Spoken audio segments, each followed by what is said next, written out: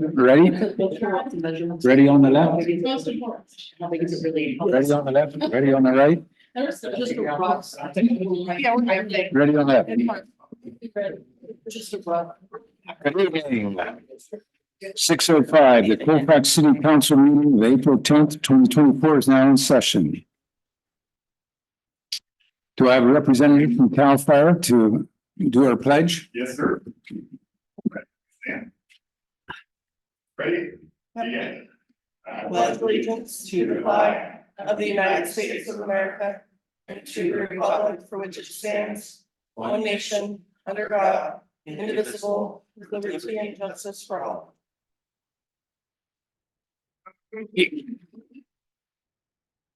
City Clerk, would you please read the roll? Councilmember Burris.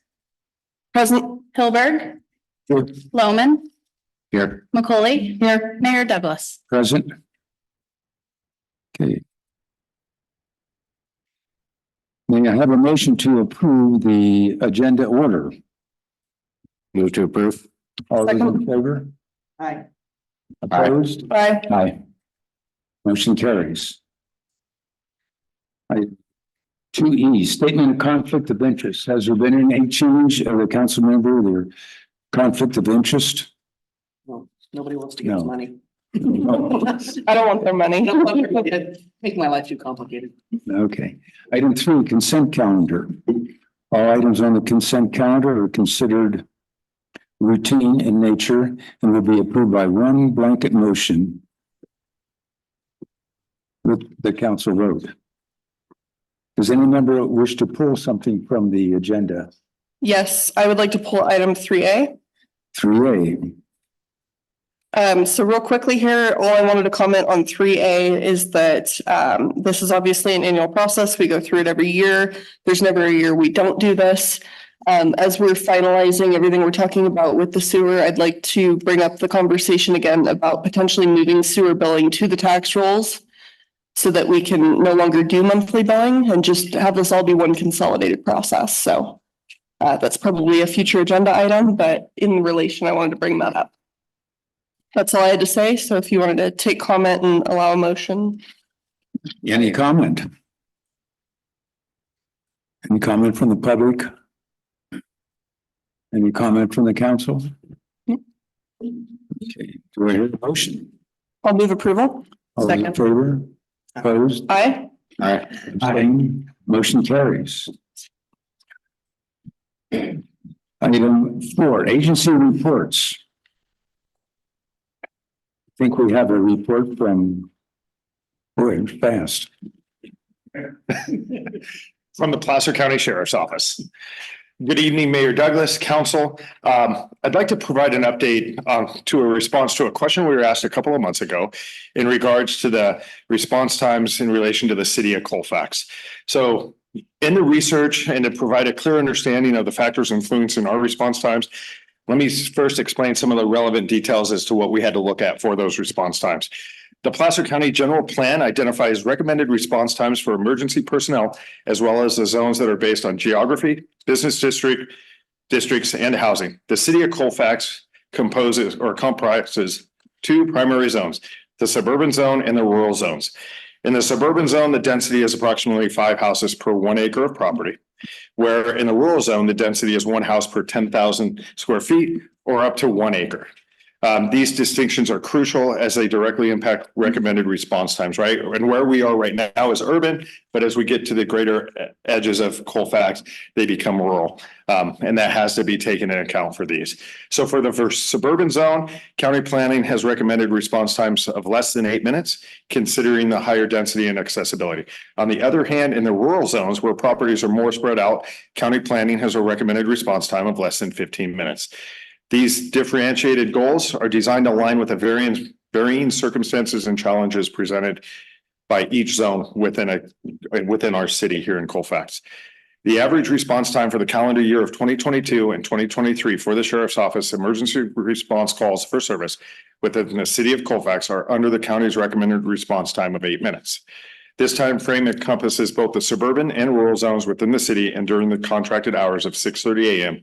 through 12:59 a.m. So we're hitting most of our calls under 8 minutes. That's the average. And then when we go to the non-contracted response times, that we are under 12 minutes per call during the non-contracted response times. Are there any questions regarding response times or? No? No. Any questions from the public? Some reasonable? I thought that was very, very well, and we've talked before about, Yep. you know, how we are with our staffing.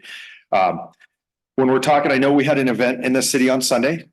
A pretty good event of a person who lives outside of the state, came into our city, did some alleged bad things, quite a few felonies.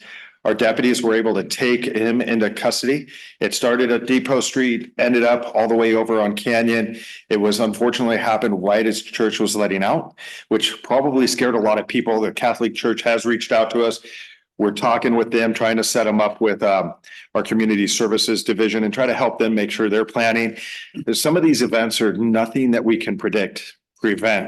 They happen and we have to respond. I got to tell you, I watched a lot of the video of how the deputies reacted, and their entire concern was for the community over there. They went after the subject very fast. They were very loud. They probably scared people, tell them go inside, do that. But that's needed in a time like that because they were scared for everybody around. They took him into custody without incident. Cal Fire was there to medically clear him and take care of that.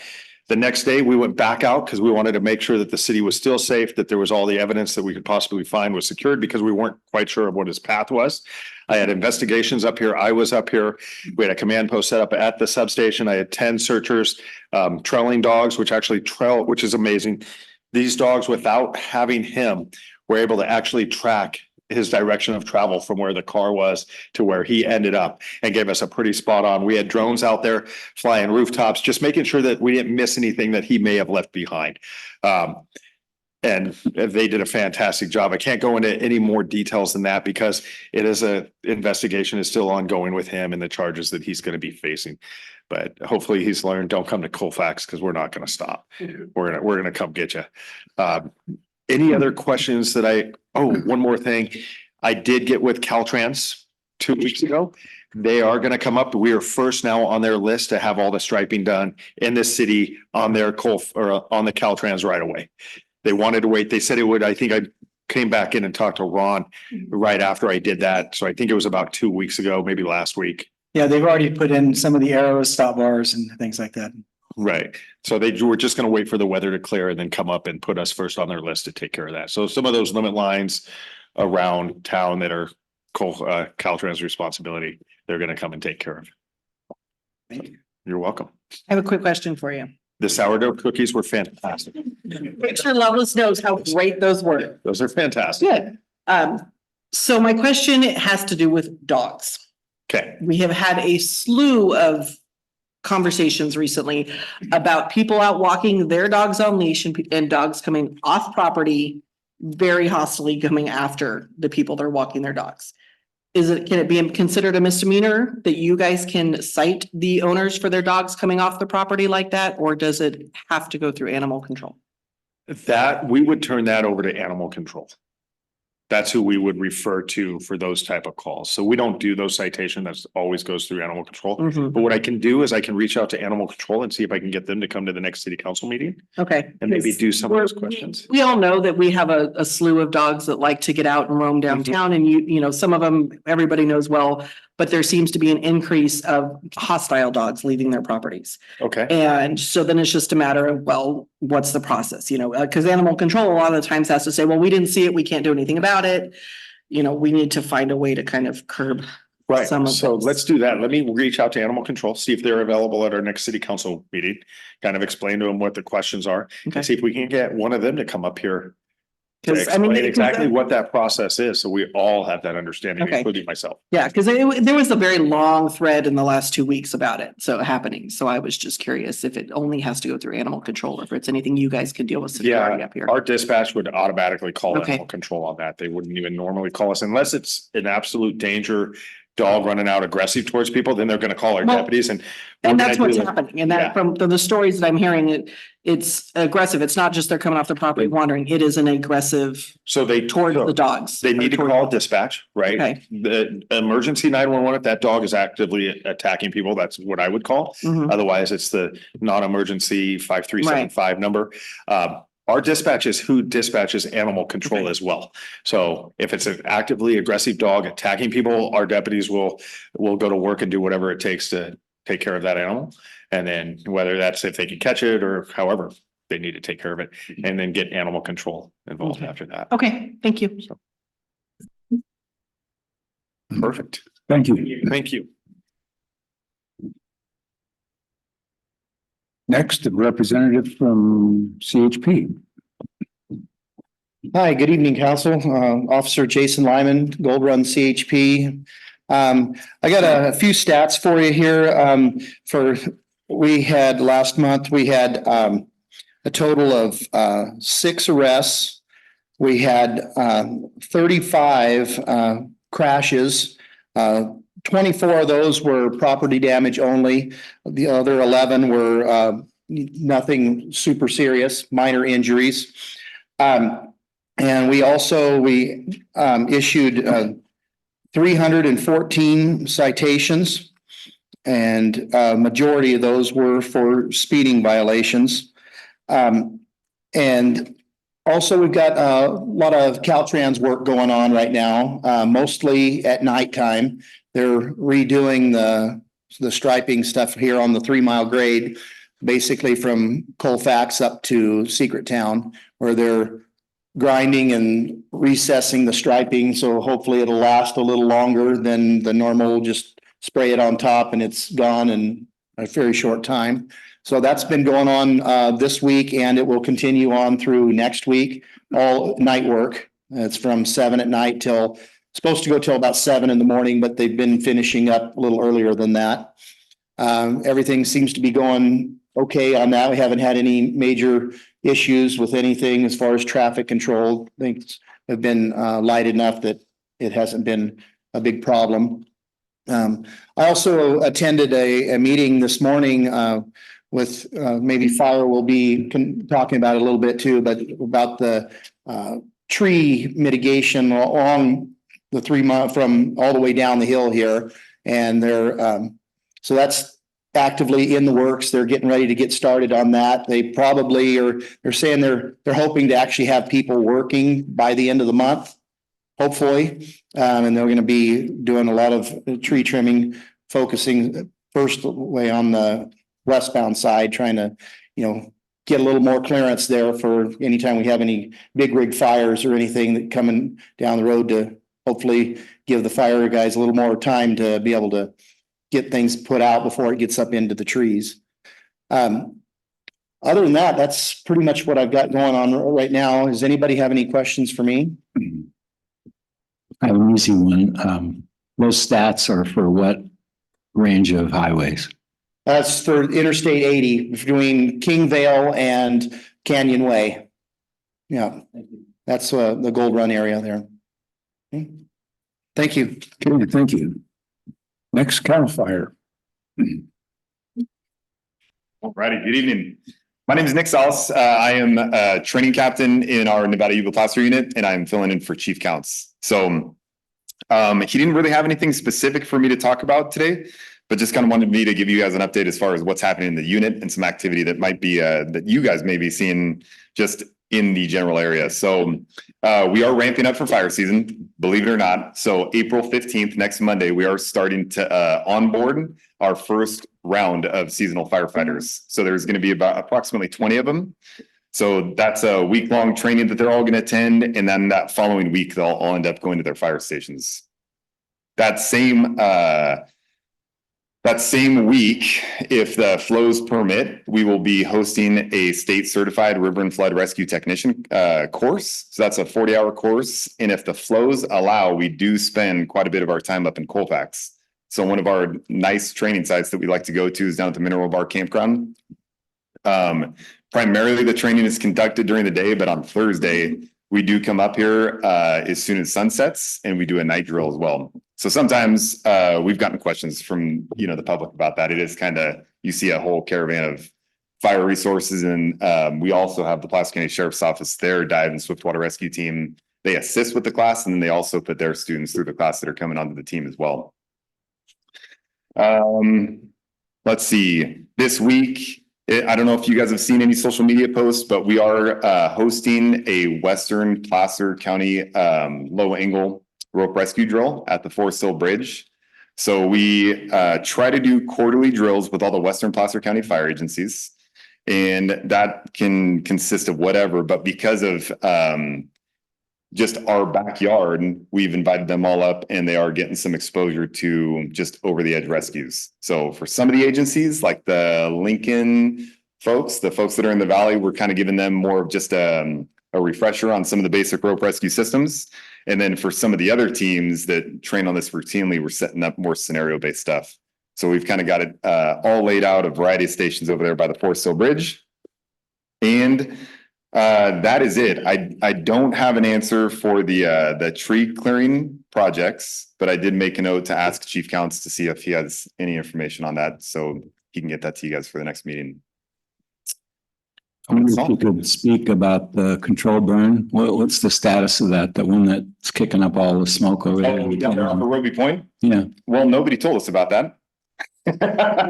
So once we had quite a few 911 calls this morning, and I believe that was State Parks. It was their team that was just kind of lighting off a bunch of piles, but it was in control. And you know, what's supposed to happen is when they pull commercial permits like that, it goes to air pollution control, and then they forward that to our command center, so they have knowledge of it. That part didn't happen, so we ended up just kind of having to do a little bit of research on our own to figure out what was going on. And that happens. I mean, the RCD folks, they're supposed to be doing the same thing. They go online, they register through CAL FIRE to let us know that they're going to be burning. And sometimes that communication piece just doesn't quite work out. It is fairly new technology that they're using to go through that process online and for it to make its way back to the unit. So we have knowledge of it. And there are, for the most part, I would say that it is working very well, but there are some like that just kind of slip through the cracks. So I have no doubt that it'll only continue to get better, and we'll be able to make, you know, some posts and put that information out there. Yeah, absolutely. I heard that aircraft are starting training for the fire season. Yeah, so on the week of the 15th, down at McClellan, that's their 2-week CASA. So that's their California, gosh, what is it called? It's what all of our air attack group supervisors go through to get signed off. The initial training, it's 2 weeks. They go down to McClellan and they're in the planes and running sims for that 2 weeks. So that starts on the week of the 15th. And so you will see a bunch of those guys up here. The tankers are already starting to fly up here just to go through getting done with their winter maintenance and stuff. But there's probably going to be a lot more aircraft once they start that school for those folks down there. And they come obviously all over California, but the Forest Service also sends them to McClellan as well.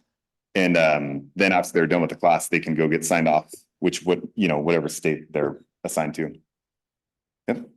Yeah, absolutely. What was the date on your Forest Hill Bridge training? That is, so it started on Monday. Today we did one, and then Friday will be the last one. Okay. Yep. Yeah, absolutely. Thank you very much. Thank you. Okay. Are there any representatives of the nonprofit? No? Okay. Moving on to presentation. We have the first presentation is the Placer County Transportation Planning Agency. Yeah. Matt Clark. Yeah, it's a long title. Yeah. Oh, thank you. Ron, do you want to set this up? You want me just to launch into it? After you introduce yourself, Matt, just go ahead and launch into it. Sure. So good evening, everybody. My name is Matt Click. I'm the Executive Director of the Placer County Transportation Planning Agency, PCTPA, because we like 5 letters. And really, I want to talk to you about our efforts to raise transportation revenue. And I'll go through about a 6 or 7 minute presentation pretty quick and then just get into Q&A as fast as we can. But I want to just go through a few slides just to do a little bit of table setting and talk to you about what we're talking about. So, I mean, I think most of us all know that, post-COVID, I don't know if we even call it post-COVID, but wherever we are these days, we understand that traffic is back. Traffic is back and it's increasing. And what some of you know and some of you might not know is that revenue relative to transportation is down and it's declining. And in fact, the LAO, which is the Legislative Analyst's Office for the State Assembly, they forecast a $6 billion drop in state, basically gas tax revenues over the next decade. And you say, why is that? Well, 1 in 4 new vehicles in California is now an electric vehicle. And if you care about climate and tailpipe emissions and all that, then that makes you pretty happy. But if you care about transportation revenue, it doesn't make you so happy because that's where we get a lot of our revenue to have Caltrans and others do everything that they need to do. So we're going to see this $6 billion shave off of revenue, which really means all of that SB1, raising of the gas tax back in 2017, that will basically be evaporated in the next 5 or 6 years. We'll be back to a revenue situation that predates that. And I can talk about the federal stuff a little bit as well. So the bottom line is we are going to have to solve our traffic congestion problems locally, and we're going to have to solve our revenue issues locally as well.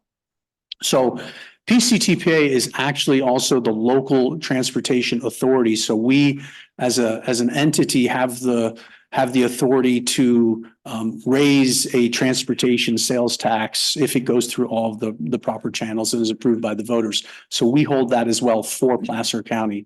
What we're proposing is a 0.5-cent sales tax for transportation. What that does is it generates $1.58 billion over 30 years. It also gives us bonding authority, which I can talk about, which means we can do more projects quicker and cheaper.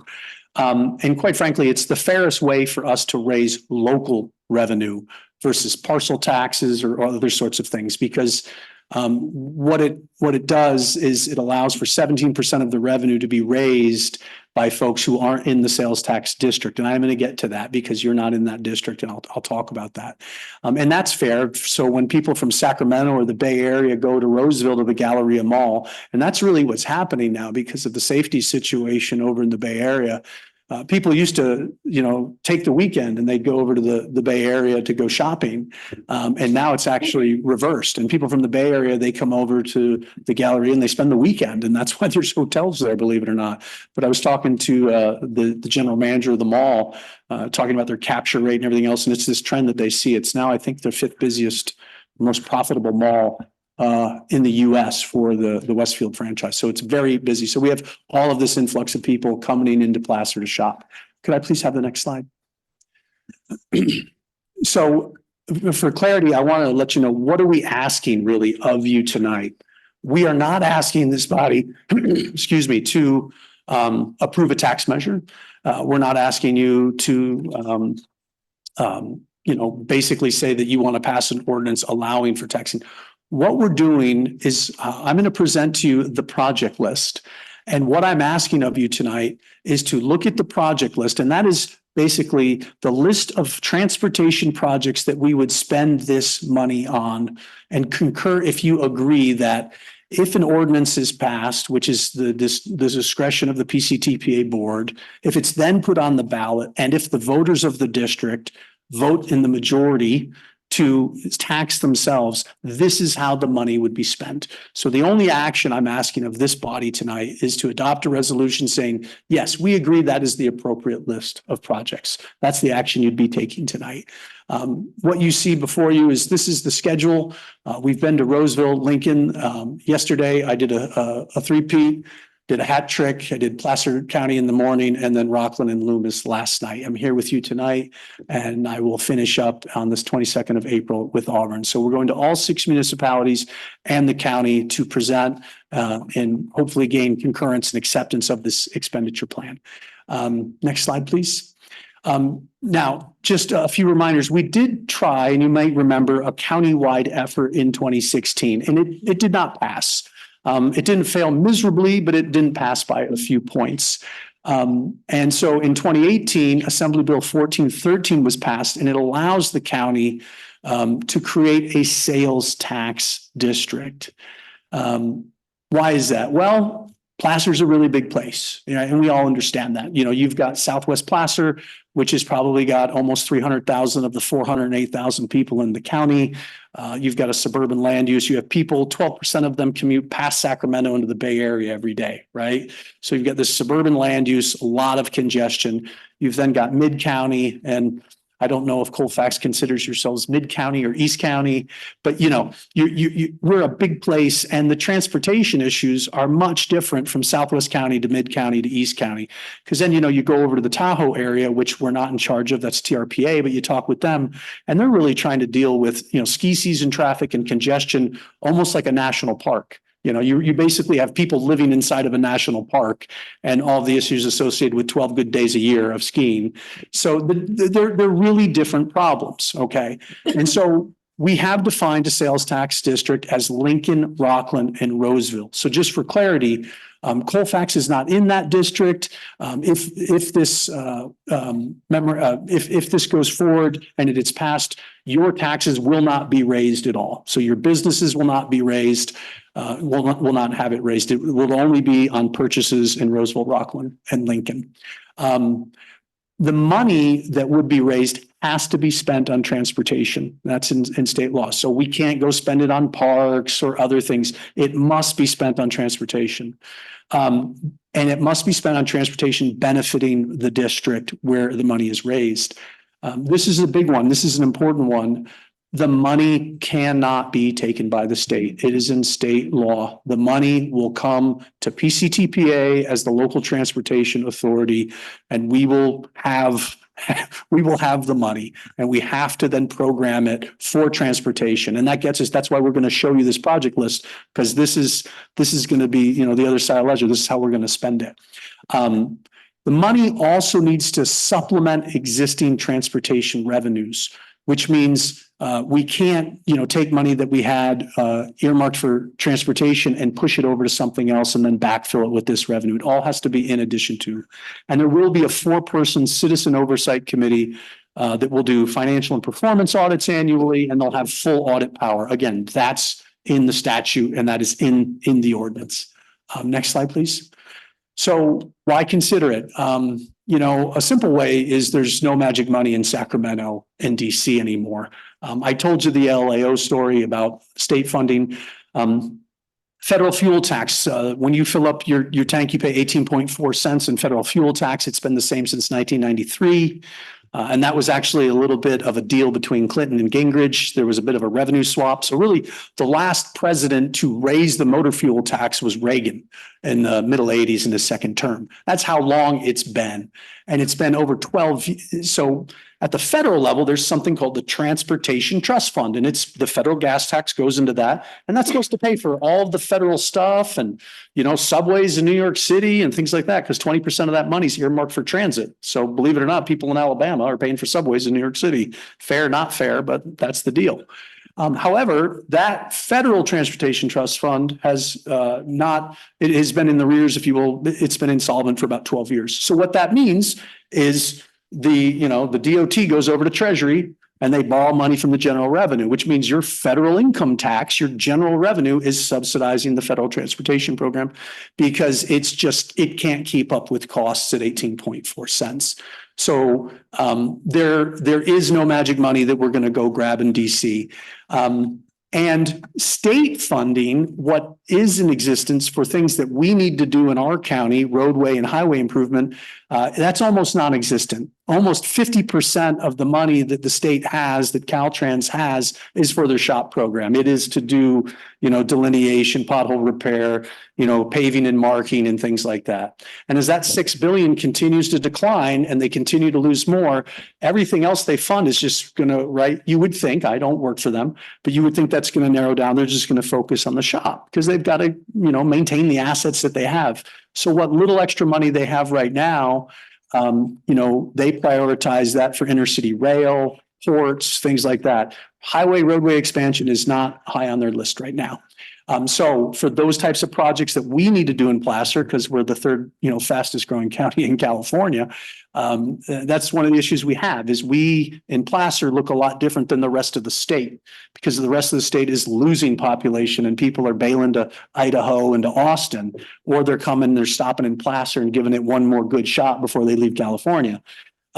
So because we don't look like the rest of the state and we're a little bit different, we struggle at the state level with what their priorities are. And the competitive funding that exists, and what do I mean by that? If I want to go after state funding that isn't formula based, that is a grant of the little that there is, the very first thing on the grant form is local match. Well, how much are you all locally putting in? Do you have skin in the game? And 25 counties in California already have this sales tax mechanism. So Los Angeles says, yeah, here's my local match. San Francisco says, yeah. Placer County goes, sorry, man, don't have it.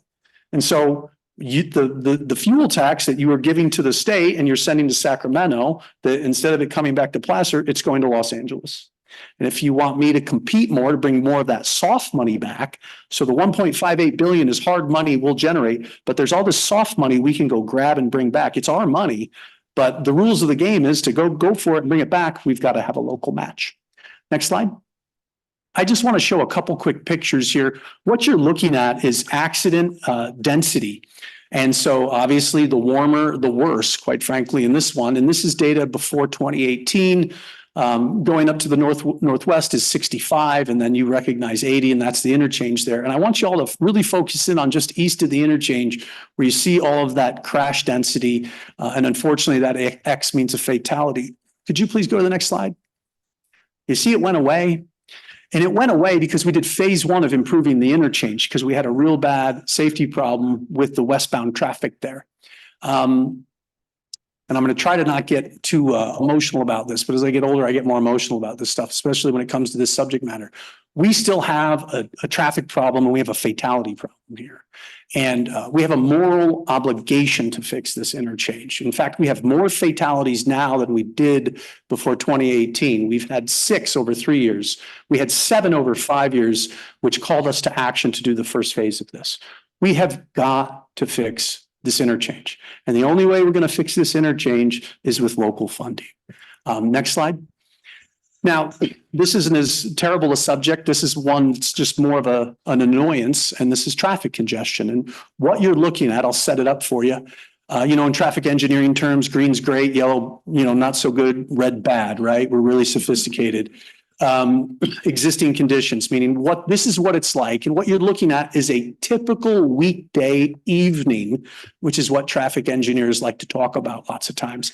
And this is what it looks like right now. Could you click the slide, please? Okay. So this is 2028. This is 5 years from now if we do what's known as the no build, which is a fancy way of saying do nothing.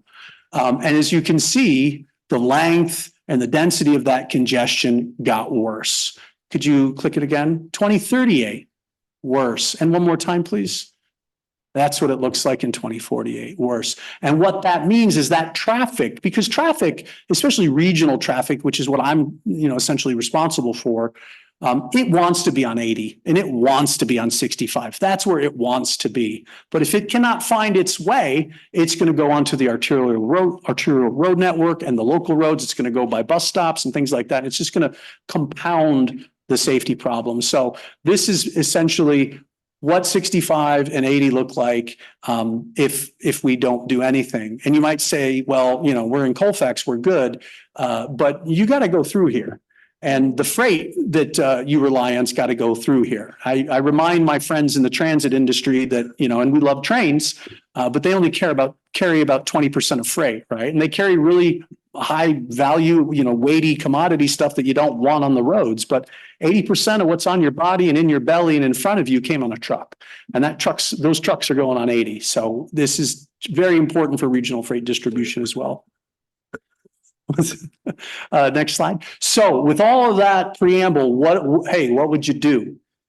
So what the expenditure plan is 52% is for major highways and roads. So that's State Road 65, I-80 65, as I mentioned. There's an interchange with 80 and Rockland Road.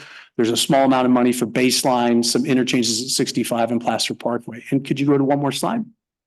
And then after that, for those three cities in the sales tax district, $1 in $4 will go directly to them. I do not want to be in the regulatory business. I don't want to be like the feds or the state. I want to basically say, hey, is this for transportation? Show me it's for transportation. Great. Here's your 25%. And, those three cities and their public works department, they can use that money to do complete streets, bicycle share programs, transit, paved roads, potholes, signals, whatever they deem. Because even though I showed you that big red blob of the congestion, there's a lot of arterial citywide congestion as well. And that's sort of off peak or on the weekend or in the, and so that needs to be solved for too. So $1 in $4 will go to the local programs. There's 12% for rail and transit. You all know about the Capital Corridor, and that's a good way to try to get some people off of 80. There's more connectivity with the Bay Area post-COVID, and that's our best way to get people off of the road. And then we've got 5% for bike ped. And just as an aside, some of the folks when I'm down county, they'll be like, well, why isn't there more for rail or why isn't there more for bike ped? And then others say, why isn't it all for roads? Right. So, I think I'm doing okay because everybody's a little grumpy. So, but the reason is rail and transit and bike ped, actually, I have the best opportunity to go get that soft money back from the state because that's what they care about. So I'm counting on going and getting more matching dollars in those categories. Whereas the regional highways, we're going to be going it alone. And then lastly, what's competitive projects means? It means that this is a 30-year measure and there's a lot of innovation in transportation and we want to incentivize that. That might look something like signal timing, other things. I won't even pretend to list it out and imagine it all, but we want to have a small bucket of money to do grant making to sort of reward innovation to try to also get as much efficiency as we can out of the existing network. Next slide. And this just shows you the whole expenditure plan that's in your packet, just simply right there on one slide. And I will point out there is a 1% cap for administration. So those folks who think, you want to pass this and then hire 90 people, it's 41 million a year is what it would generate, which means my agency would get a maximum of $410,000. I'm going to tell you right now, it's not a lot of money to administer it all. In fact, a lot of people are excited. They're like, when we pass this, they're going to be like, yay. And I'm like, well, now I got to manage it and deliver it. So, but there is a 1% cap. And with that, we've got to, impanel a citizen oversight committee. We've got to do performance audits of all three cities. We've got to do financial audits. So there's a lot that we're going to have to produce for that. But with that, the action that's before you is to, if you agree, pass a resolution to approve that expenditure plan. So with that, I'll take your questions. Excuse me. Any questions from the public? Oh, I have some questions. Sir, are you going to sell bonds? I think we will. And I used to work for the Department of Transportation in Florida, and we sold hundreds of millions of dollars of bonds every September. We'd fly to New York, we'd do all the Wall Street rating presentations, all that sort of jazz, right? And I would tell you that experience tells me that, we really don't want to sell bonds for sort of planning activities or environmental activities, because those sorts of things are millions of dollars, or even design, which is tens of millions, construction's hundreds of millions. So to answer your question, I believe we will sell bonds, but we'll wait to do that to pay for very large construction activity that we would have had to meter out over time. Because the other thing is you learn is you really want to sell those bonds right before you need the money, because it costs you a lot of money to hold on to that money. So we will sell some debt. Yeah. But as we have to. Bonds of interest. That's Correct. why I asked the question. Yes, so sir. that drives the costs up. Yep. I hate to suggest a new tax, but I don't have an electric car, but there are charging stations that I believe people pay some amount of money to charge their car. It seems like as we shift toward electric cars, is that a consideration that you've had to put a tax on that? It could be. And right now, the way that's handled is it's handled at the state level. And they do it through registration, right? And there's an additional registration fee for electric cars. And it's more than, the standard fee. And I don't remember the exact math, but it's about 6,000 or 7,000 miles, right? So if you're in a Tesla and you drive less than 7,000, the state got a deal because you paid more in that registration than you would have paid in fuel tax. But if you go over 7,000, now you're getting a deal. So it really depends on the individual user. We're all driving 12,000 up here. You're probably driving 15 to 20 because you're rural and you have longer trips, right? So most of the EVs in the state of California are getting a deal. So the state is going to have to wrestle with that. That is not going to be in my purview. And to be honest, that's going to happen on a timeline that's not going to help me fix 8065. That's going to take a decade, and then they're going to get sued, and then they're going to go to appellate, and then they're going to figure it out. And then, you know, so I will probably be retired before that is figured out. But I'm not trying to, they need to figure that out, and they're working at it, but they've been working on a pilot for a decade. I looked at your numbers there. It shows that we're going to be $6 billion short, but this bill is only $1.5 billion. I can't believe I said that, only $1.5 billion. Well, and I might not have been clear on that. So when I talk about the 6 billion, that's what the state predicts they're going to lose over the next 10 years statewide revenues. Okay. The 1.58 is what we would raise just for Placer. Okay. But to your point, of the 158, you know, people might think, well, that's tons of money. Well, I have about $3 billion in critical transportation needs. The 8065 interchange alone is $820 million. So it won't even be fully funded with this tax. It will be blended money with developer fees and other things as well. And then another question. I know that the Placer County budget is something over $1 billion. Yeah. It kind of blows my mind. I think 1.2. Yeah. How much of that is yours? The transportation agency. Yeah, so I am not part of the county, and it's really confusing because it says Placer County in our agency's title. We're actually an independent district. So that 1.2 billion that goes to the county and all the departments, that does not flow to my agency. You know, but I mean, there is roadway money in there that the Placer County Public Works Department is certainly doing. But that money isn't the county isn't taking that money and then applying it to projects on Interstate 80, right? They're doing the county road work. Okay, thank you. Thank you. Any other comments from the public or council? If not, do I hear a motion? Well, I'll move approval. I'll Do I have a second? Got it. All those in favor? Aye. Aye. Opposed, abstained, motion carries. Oh. Thank you. Okay. Our next presentation is from the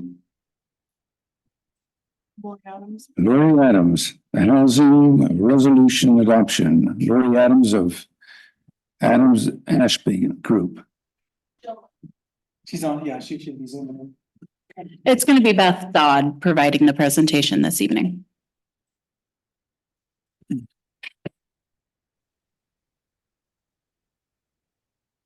Good evening. My name is Beth Dodd. I'm with Adams Ashby Group. We are consultants with the city of Colfax. We currently are working with the city on the West Gateway project that was approved through Community Development Block Grants.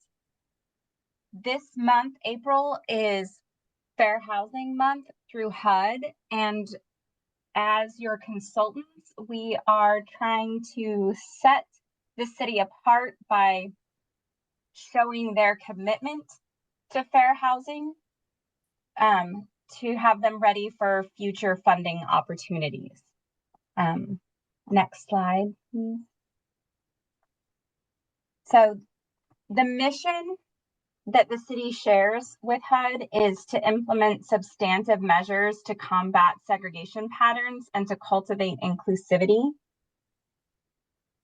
The vision is to combat discrimination and eliminate barriers, and the goal is to eliminate fair housing violations. While there aren't any of record currently, we just want to maintain that with the city's housing program. Next slide. The Fair Housing Act was signed in April 1968 by President Lyndon B. Johnson, and it made discrimination and housing transactions unlawful. Any protected class is included in the protections of the Fair Housing Act. Next slide. So the goal of Colfax is to eliminate any fair housing violations or the possibility of any fair housing violations. In an action to do that is to adopt the Fair Housing Resolution that you guys have before you and to provide access to training for any frontline staff that could help facilitate somebody that believes they have a fair housing violation. Next slide. The obligations to affirmatively further fair housing under the Act for any jurisdiction is that HUD requires you to administer the programs and activities relating to housing and urban development in a manner that affirmatively further policies outlined in the Fair Housing Act. So federal funding recipients with an affirmatively furthering fair housing obligation must be proactive in their efforts to combat segregation. It's not sufficient to merely prohibit discrimination. And it used to be that funding recipients just had to certify that they analyze impediments to fair housing and have taken steps to address impediments. And now we want to make sure that we're proactively avoiding them. The Fair Housing Act prohibits discrimination in housing-related transactions, and that includes refusing to rent to someone based on a myriad of attributes, that maybe they have a family and the landlord is not interested in that. It could be steering someone away to a particular type of housing or a neighborhood based on what that landlord believes would best suit them, or if there are zoning measures that were enacted to exclude particular groups because of membership in a protected class. The people that are protected, like I said, are those that are in federally protected classes. And next slide. It applies to any dwelling. So a dwelling is defined as any building structure or portion thereof that is occupied as or designed or intended for occupancy as a resident by one or more families. So it pretty much means anywhere that somebody is going to live. The next couple slides show examples of disparate treatment that might happen that would constitute a fair housing violation. Not renting because someone is African American or have kids, or a neighborhood that more suits a family based on their ethnicity or race. Examples of a disparate impact are here and on the next slide, sorry. And then what the perpetuation of segregation looks like. So these are more just for your information. California, as it tends to do, expands on federal laws, giving some codes that help with the implementation and enforcement of the Affirmatively Furthering Fair Housing Act, which I will just say is one of the hardest things to repeat, that phrase. So the idea of what Colfax should do, on the next slide, we are just helping to give examples of actions that can be taken. Some of these are to put up the posters. We included those in the attachments that show people what a fair housing violation could consist of, where to gain access if they believe they need to make a report, having pamphlets in spaces where the public frequents, provide training access to anyone that would be a frontline contact that could help someone if they believed they needed to make a report of a violation. If there are public events, having that information at a city table. Or if there are organizations in your city or county, if the city chooses to support those organizations that field fair housing complaints. That is another way that Colfax can show their support of the Fair Housing Act. The next slide shows how to report a housing discrimination violation. This link where it says report housing discrimination will take you to the website.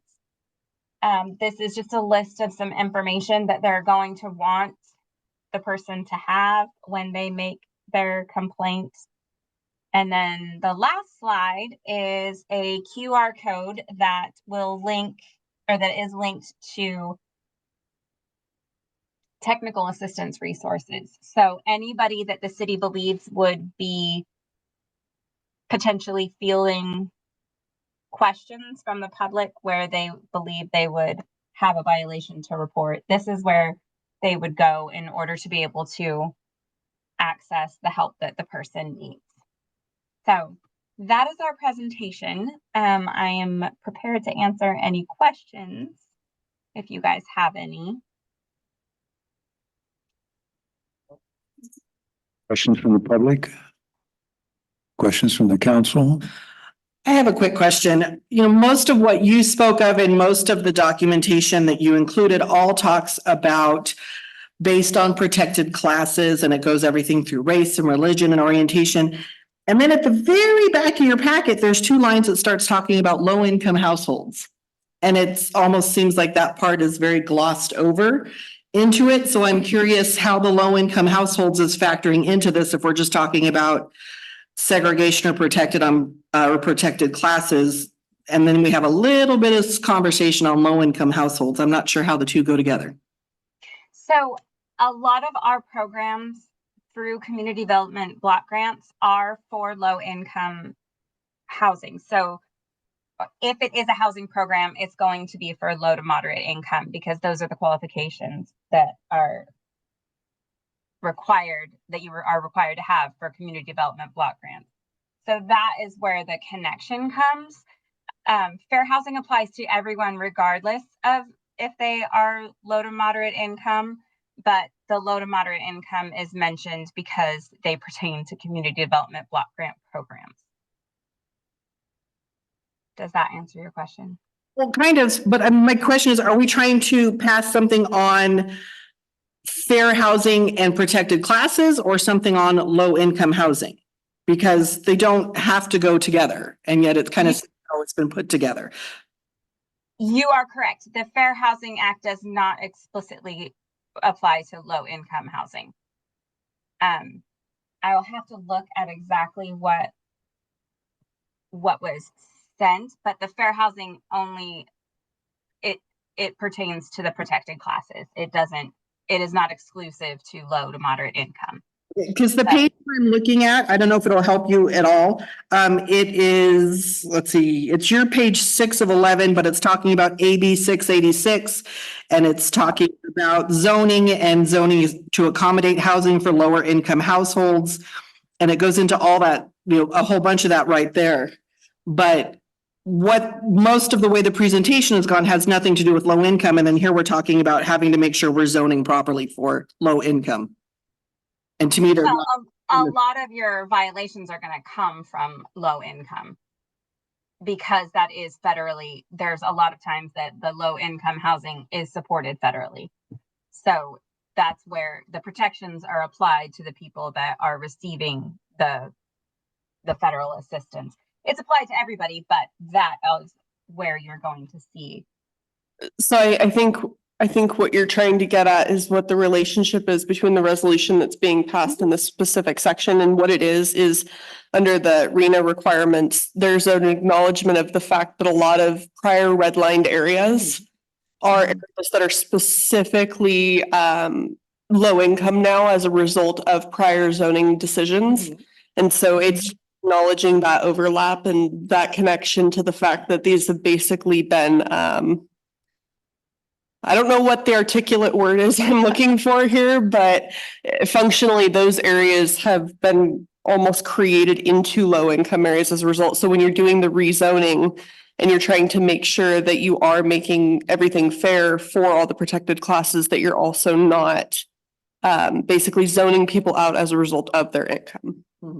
So it's just trying to balance the, the result of prior decades of zoning laws.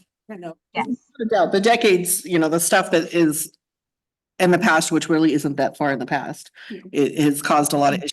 It's just fascinating to me that we do so much focus on the protected classes, and then we're just going to talk about the income at the very end. And it kind of feels like it's slid under the radar. Any other comments from the? Any comments from the public? I have one question. Could you speak to or elaborate what the effect or impact this has on senior living communities 55 plus? Seniors are a protected class, and any of it applies to them as equally as it does to any type of housing. So there could be violations based on any of you can have multiple protected classes, I guess is the point. So it would still apply to senior housing. And this is probably something that I'm confident that this is something the city of Colfax has already implemented. Given that there aren't fair housing violations, that this is not something that you're struggling in. This is more of in recognition of the HUD Fair Housing Month. It's saying, yes, we align ourselves with these because this is good and right. And so we want to bring it back to the public saying, yes, we are still working on this. Maybe it'll bring up some questions if people have them, and ways that the city can, instead of just, it's being more proactive, I guess, in the way of saying, we want to make sure we're doing the right thing. We believe we're doing the right thing. We intend to do the right thing. Let us know if you disagree, kind of thing. Yeah, no, I totally understand the intent of the resolution. The part that I wasn't clear on, that I was kind of hoping to sleuth out a little bit, is just with these requirements, specifically around the 55 plus communities, and kind of where it caught my eyes. Again, with the conflicts of protected class, you have your elderly community, but then you have your protected class of familiar status, pregnancy, and children. Those seem to be a conflict. And so I was hoping you could elaborate how that kind of could be handled. That you're saying, if you have a senior living community, how can you be excluding certain people while still maintaining fair housing practices? I'm basically asking how these new laws that California has put in place might affect that, change that, or if there have even been any changes, or if there are specifically, if they've thought of that when they were writing this. I'm basically just trying to understand if we have any conflicts there. There have not been any, in any of the communities that we've worked with, there's not a conflict with it being specifically for a senior area and that being a fair housing violation. Let me find how they get around that, and I will send you the actual legislation and regulations. That would help, because I'm just basically, obviously, as we're all aware, we have a housing crisis happening in the state. We have issues with seniors being priced out of homes. We have issues with families being priced out of homes. And when you have communities that are exclusive to any particular structure of living or intent, I'm just concerned on a greater, obviously all of us sit on regional boards for different purposes and can take this knowledge elsewhere. So this is more of an educational session and question for me, but related to the topic at hand, I just want to understand, if we're signing our name and saying we support this, I just want to understand, what are we supporting here, and have all of these been thought through to make sure we're not creating more complicated issues than we're solving. So I need to get some follow-up on that, just so I can understand the implications there of the different protected classes and how they might conflict.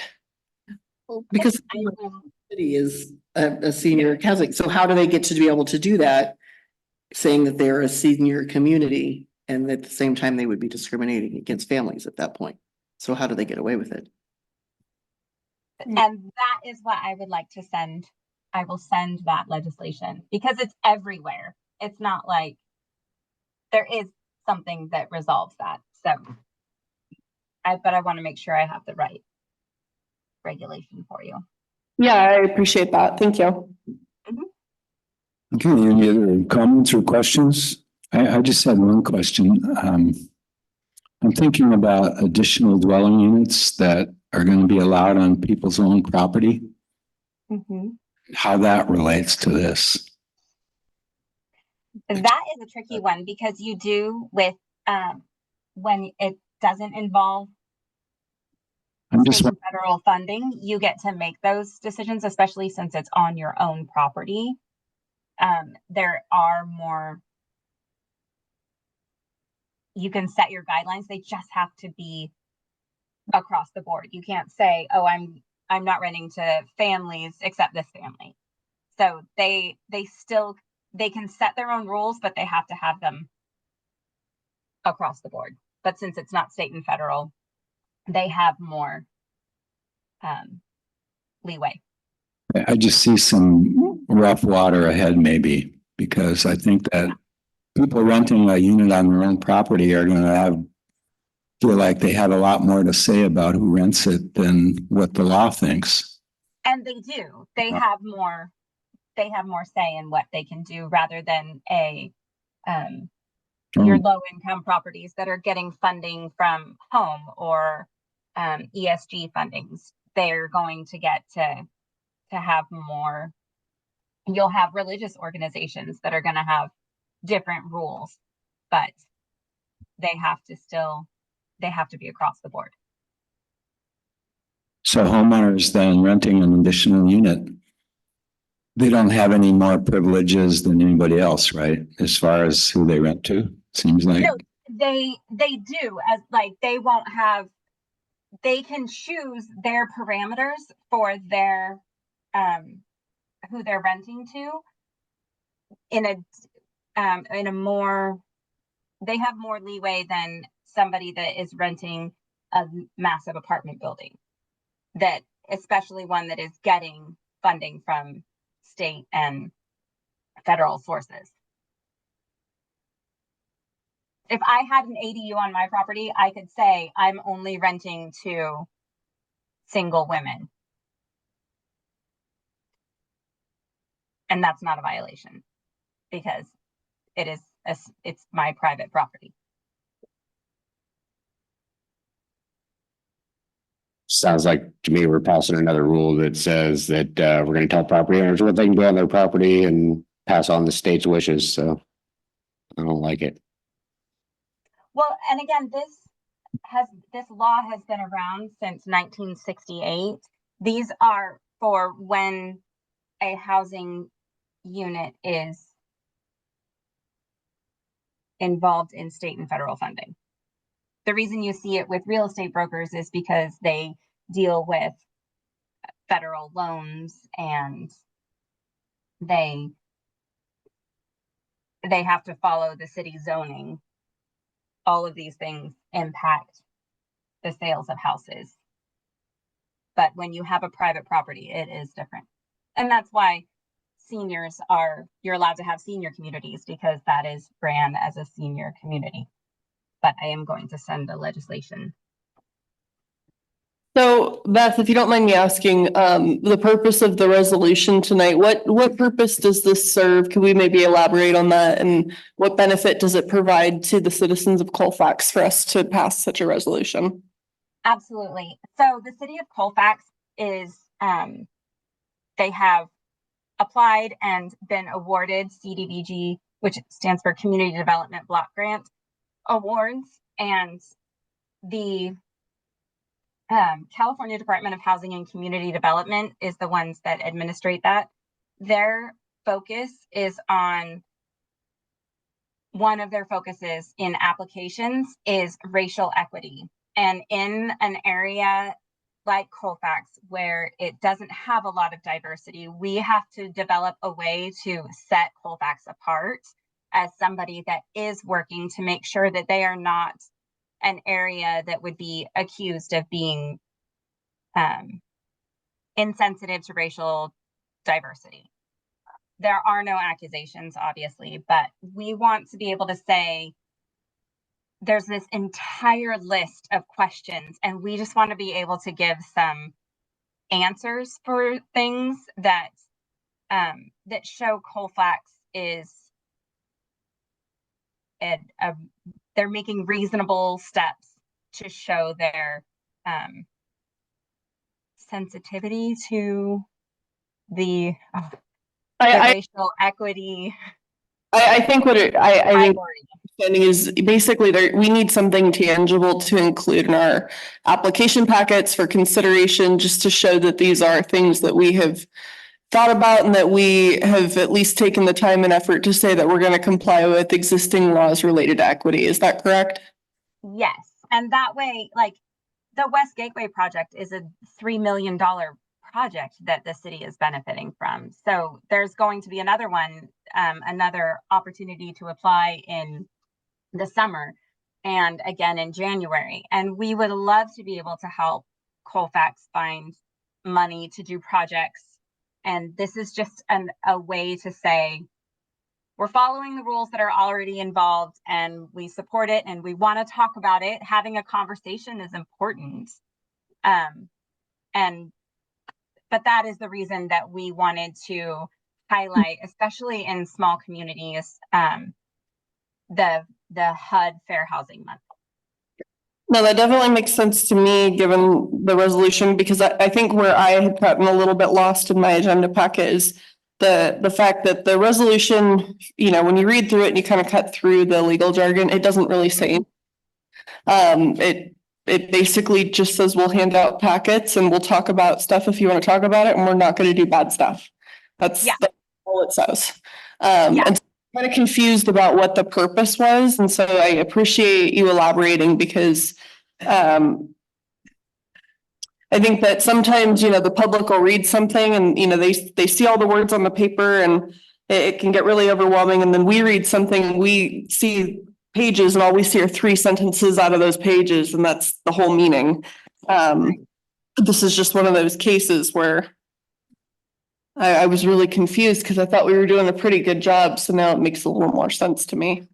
Yes. And that, I mean, I understand that perspective that, you know, haven't we always been doing this? And yes, you have. This is just to say, we're bringing it to the top of the, you know, the email thread again. We just want to make sure that people know we're doing this, and that if people have questions, they have a place to come talk about it. Peacock in it. Yeah.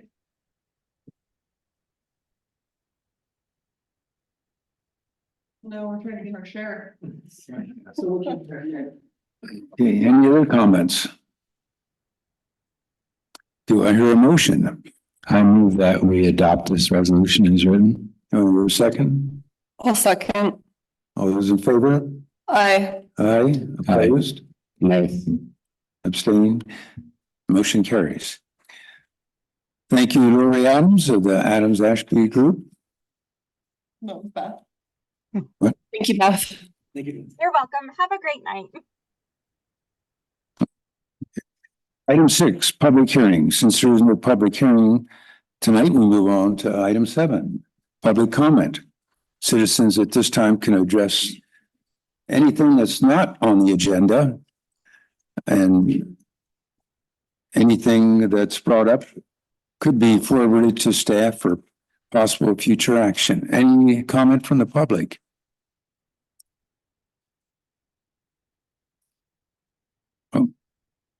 Seeing none. We move on to council business. Sean, would you like to begin? I have nothing to report tonight. I have nothing to report. Saycock and I are getting very friendly. I saw him last week, this week, and next week, so. Do they get cookies? No, they don't get Then you're not cookies. that- No. Oh, and then I worked at Coffee and Conversations. There we go. We chit chatted with the chamber. Trinity, I don't have any fun reports tonight necessarily, but I'm leaving for DC on Friday, so if anybody has anything that they want to make sure that I pay specific attention to while I'm there, please let me know. Again, like one of the best values of this trip is being locked in the same hotel essentially with all of our surrounding counties and all the different people. So if there's a specific thing that we can try to accomplish in that respect, like this is the time, let's try to strategize. And then I don't know how they pulled it off, but someone got us a White House appointment and we got cleared, so we're going. So that would be Auburn and yeah, it's just me and Auburn. So. You'll find us some money. I'll pray, but I'll at least try to get us some good friends when it comes to fighting for money, because at least there's that benefit. we got a report, right? Yeah. Well, if I give you $1, would you try to throw it across Potomac? If you really want me to, sure. Weird request, but I'll do it. Silver dollar. Silver dollar, yeah. She knows her history. Yeah. Okay, I attended a meeting in Auburn on DFPI, Department of Financial Protection Innovation, ways that we citizens are being scammed. And it actually was a very good presentation. And if anybody wants one of these, it even talks about scams on internet dating. So it covers everything. And also there's a website where you can go and see the exact presentation. So it was excellent. Okay, now, city manager. Thank you, Mr. Mayor and members of council. The wastewater treatment plant algae project is moving forward ever so slowly, but it is moving forward. So we estimated about 5% complete at this time.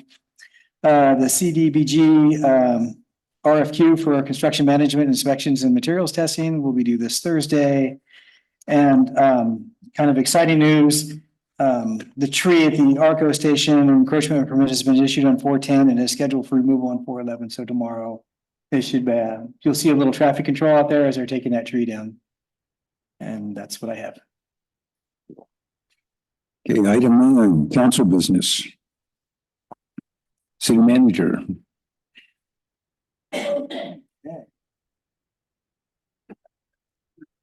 So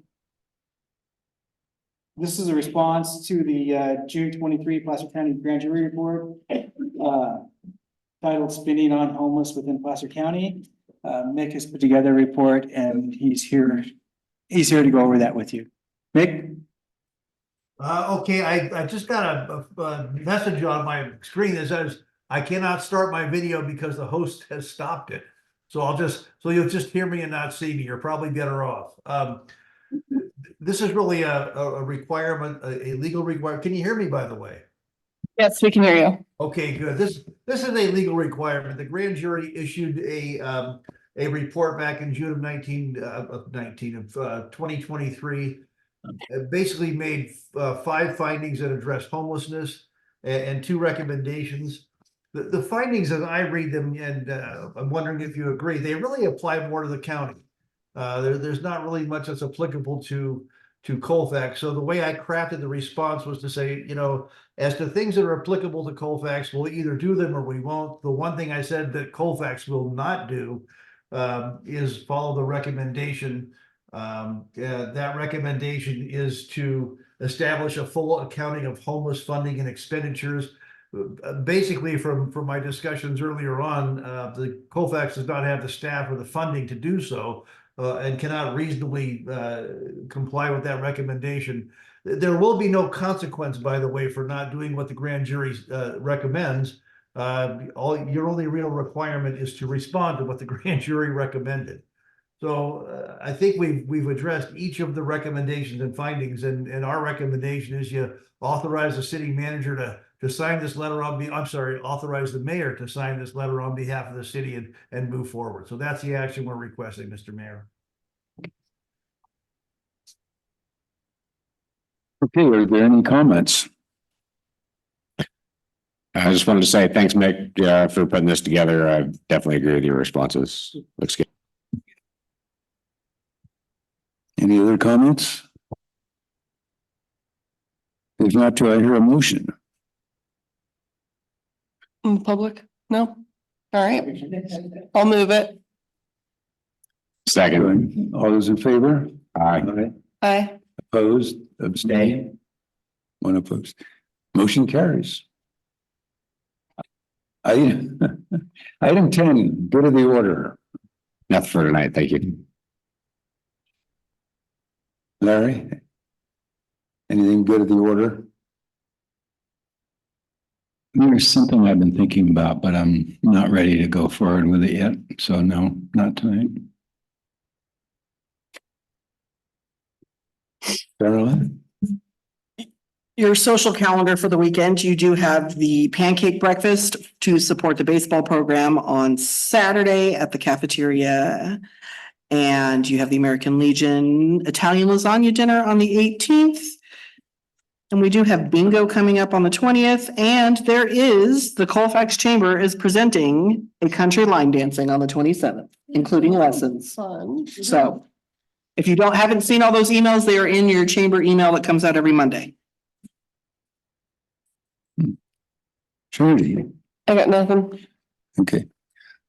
I wanted to remind everybody, the coffee and conversation that Carolyn and I attended. Everybody's welcome the first Thursday from 8 to 9.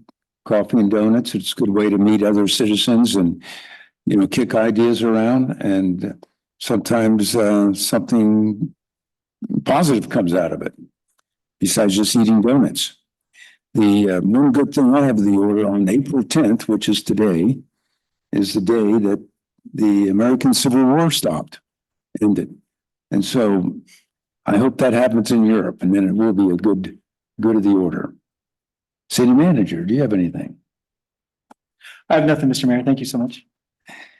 I wanted to have something on that note. Do most people know what the final flag of the Confederacy was? It was a white dish towel.